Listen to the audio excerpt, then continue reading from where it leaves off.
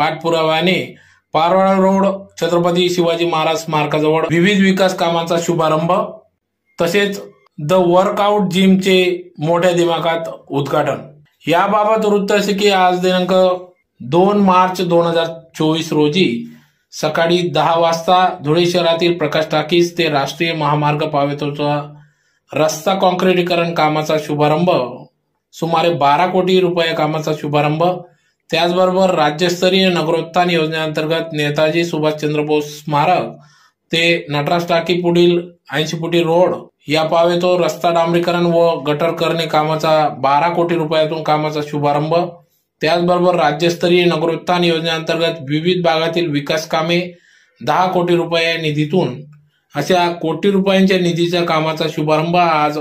महामंत्री विजयभाऊ चौधरी, खासदार डॉक्टर सुभाष भामरे यांच्या उपस्थितीत